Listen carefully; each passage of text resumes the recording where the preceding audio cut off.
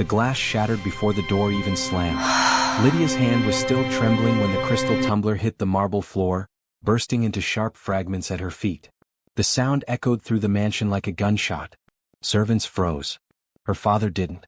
"Enough," Richard Hale snapped, rising from the head of the dining table. "Sit down and apologize." Lydia's chest heaved. "Apologize for what?" "For refusing to marry a stranger you picked like a stock investment." Richard's jaw tightened. "Marcus isn't a stranger. His family is valuable. This union secures our future." "Our future?" Lydia laughed, sharp and broken. "You mean your deals, your image, your control." Richard stepped closer, lowering his voice the way he did when he wanted obedience. "You are my daughter. You don't walk away from opportunities people would kill for." Lydia met his eyes, tears burning. "Then let them take my place." Silence fell. The kind that warned of a line crossed. "You will marry Marcus," Richard said coldly. "The announcement goes out tomorrow." Something in Lydia snapped. She grabbed her phone, her bag, and turned toward the door. "Lydia," her father barked. "If you walk out that door, don't expect to come crawling back." She didn't stop. She didn't look back. She ran. The night air hit her like freedom and fear all at once. Her heels slipped on the pavement as she crossed the quiet street, mansion lights glowing behind her like a cage she'd escaped. She didn't know where she was going. She only knew she couldn't stay. She stopped in front of the old duplex across the street. Peeling paint. Flickering porch light. She'd seen the man who lived there 100 times, quiet, polite, always alone. She knocked before she could change her mind. The door opened a crack. "Yes." Lydia swallowed. I need help." The man blinked. "Miss Hale? You know who I am?" "Hard not to," he said softly. "Everyone does." She laughed weakly. "Then you know I don't belong out here." He studied her face, the tears, the shaking hands. "Looks like you belong wherever you choose to be." She exhaled. "Can I come in? Just for tonight." He hesitated only a second before opening the door wider. "I'm Evan." "I'm Lydia," she said, stepping inside. Just Lydia. The apartment was small. Bare. Clean but worn. No luxury. No art. No signs of wealth. Lydia felt oddly relieved. She sat on the couch, clutching her bag. "I'll leave in the morning." "You don't have to decide anything tonight," Evan said, handing her a glass of water. "What happened?" She laughed again, bitter. "I ran away from being sold." He frowned. "Sold? Marriage? Business deal? Same thing in my world." Evan shook his head slowly. "That's not how it should be. Tell my father that." They sat in silence for a moment. Lydia stared at the chipped table, the mismatched chairs. This was the life she'd never seen up close. "You don't look poor," she blurted. Evan smiled faintly. "I get that a lot." "Sorry? I mean, this place. You don't have much." "I have enough," he said. Lydia nodded. For the first time that night she felt like she could breathe. Across the street, Richard Hale watched from the window as his daughter disappeared behind Evan's door. His face hardened. "She'll be back," he muttered. "She always comes back." But Lydia didn't. Morning came with the smell of cheap coffee and frying eggs. Lydia blinked awake on the couch, confused for a second before everything rushed back. She sat up. "I should go." "You can stay," Evan said from the kitchen. "If you want." She hesitated. "My father will send people." "Let him," Evan replied calmly. "This is my place." She searched his face. No fear. No greed. Just quiet certainty. "Okay," she said. "Just, for a bit." That bit turned into days. Lydia learned how loud the world was without money softening the edges. Buses, cramped stores, counting change. Her first attempt at grocery shopping ended with her staring at price tags like they were written in code. Evan watched, amused. "You okay?" "I've never chosen food based on numbers before." "You get used to it." She didn't complain. She learned. She burned dinner, laughed at herself, and cleaned the mess without calling anyone to fix it. One night, as they ate noodles from the same pot, she asked, "Why do you live like this?" Evan shrugged. "It's simple." "No," she said. "It's intentional." He met her gaze, then looked away. "Sometimes walking away is the only way to breathe." The words hit her harder than she expected. Across town, Richard Hale was not breathing easily at all. "Find her," he snapped at the investigator. "I don't care where she is." "Sir," the man said carefully, "she's staying across the street." Richard's eyes narrowed.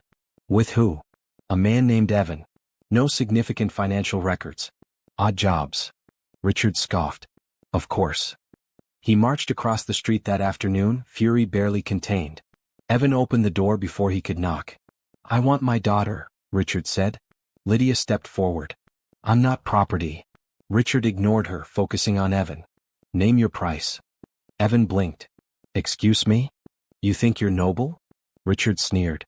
You're enjoying this. The attention. The charity case. So let's be honest. How much? Lydia gasped. Dad, stop. Evan's voice stayed calm. There is no price. Richard laughed. Everyone has one. Not me, Evan said. And not her. Richard's smile vanished. You're making a mistake. Then it's mine to make, Evan replied. Richard turned to Lydia. When this ends badly, don't say I didn't warn you. He left without another word. That night Lydia cried. I ruined his life, she whispered. Evan sat beside her. No. He ruined his own. She looked at him. Why are you so sure? Because control always looks like love until you lose it. Days turned into weeks. Lydia got a job at a small bookstore. Her first paycheck made her hands shake. I earned this, she said, eyes shining. Evan smiled. Feels different, doesn't it? It feels real. Their friendship shifted quietly into something deeper. Long talks turned into shared silences. Silences turned into glances that lingered too long. One night Lydia said, I don't miss it. The money? The cage. He nodded. Neither do I. She frowned. You say that like you've been there. Evan didn't answer. Instead his phone rang. He stepped outside to take the call, his voice low and tense. Lydia watched from the window, unease creeping in. When he came back she asked, Everything okay? Yes, he said too quickly. Who was that? Family, he replied. She smiled. I didn't know you had any. He looked at her, something unreadable in his eyes. It's complicated. She reached for his hand. I'm not scared of complicated. He squeezed her fingers. You should be. Across the city, Richard Hale sat in a boardroom, blinds drawn, sweat beading on his forehead as numbers flashed on the screen. The company was bleeding. Audits were coming. And the CEO, his greatest ally, was stepping down. An interim successor has been chosen, a voice said. Richard straightened, confidence returning. I assume I'll be informed. Oh, you'll meet him soon, the voice replied. Back in the small apartment, Lydia rested her head on Evan's shoulder. I'd choose this again, she said softly. Even if it costs me everything. Evan closed his eyes. That was the moment he realized the truth was about to cost them both far more than he'd planned. The summons came the next morning.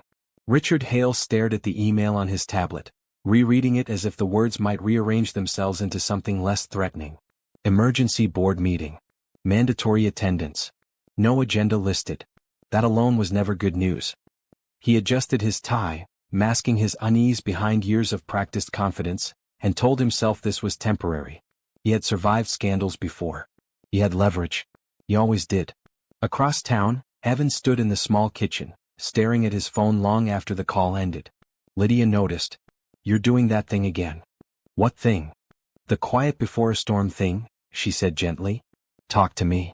He exhaled slowly. I have to go somewhere today. She nodded. Okay. Want me to come? No, he said too quickly, then softened his tone. It's work. She smiled. You never say that like it's a bad word. Today it is. She stepped closer. Whatever it is, we'll deal with it together. Evan looked at her, the woman who had walked away from everything for a life that looked like nothing to the world. Lydia, if you find out something about me you don't like. She cut him off. Don't? You deserve to know I never lied about how I feel. Her heart thumped. Evan, you're scaring me. He brushed a thumb against her cheek. I'll be back. She watched him leave, unease twisting in her stomach. The boardroom was filled with tension when Richard arrived. Executives whispered in corners. Lawyers lined the walls. At the head of the table sat the interim chair, stone-faced. The CEO will not be joining us today, the chair began.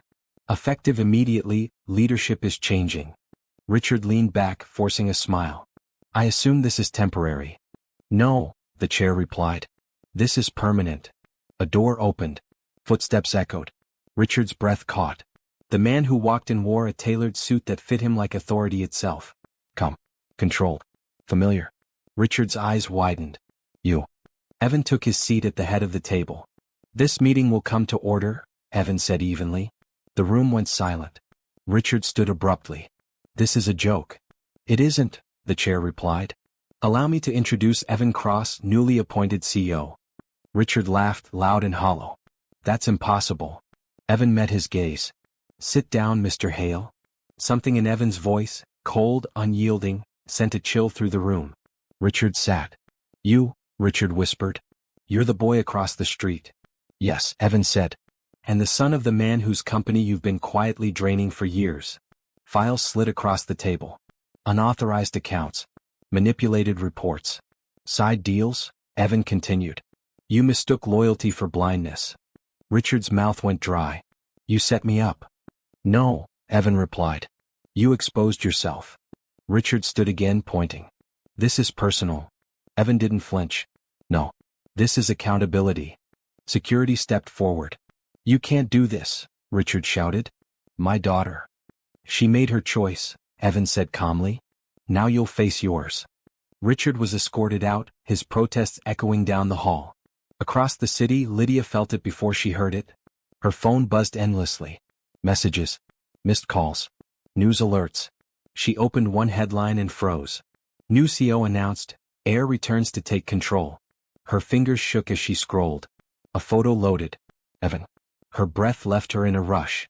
"No, no." She ran. The boardroom doors burst open just as Evan finished signing documents. He looked up. "Lydia," he said softly.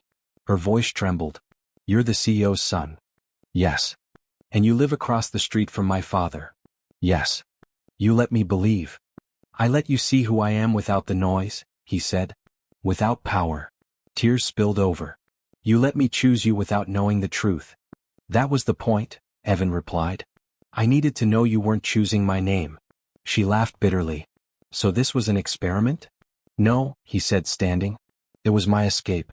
You just walked into it." Silence stretched between them. "My father is ruined," she whispered. Evan's voice softened. "Your father ruined himself." She turned away. "You should have told me." "I was afraid you'd see me the way everyone else does," he admitted. "As a position. Not a person." She faced him again, eyes blazing. "I ran away from that world. And I walked away from it too," Evan said. "For the same reason." Her shoulders sagged. "I don't know what this means anymore." "It means you chose me when I had nothing," he said. "And I'm still that man." She searched his face, then laughed through tears. "You're impossible. And you're stubborn," he said. "We're even." They stood there, surrounded by power and glass and polished floors that felt colder than Evan's tiny apartment ever had. "I don't want the mansion," Lydia said finally. "Or the money." Evan nodded. "Good. I want honesty." "You have it," he said. "And choice. Always." They left the building together. Richard Hale watched from a distance, defeated as his daughter walked away, not in shame but in strength. Weeks later, Lydia returned to the bookstore. Same job. Same pay. Same peace. Evan joined her that evening, no suit, no entourage. "You could have anything," she said. "I already do." She smiled. As they walked home, hand in hand, Lydia glanced at the small apartment across the street from the mansion that no longer defined her. She had chosen love over wealth. And it turned out love had chosen her right back. If this story moved you, don't forget to like the video, subscribe to the channel, and tell us in the comments, would you walk away from wealth for real love?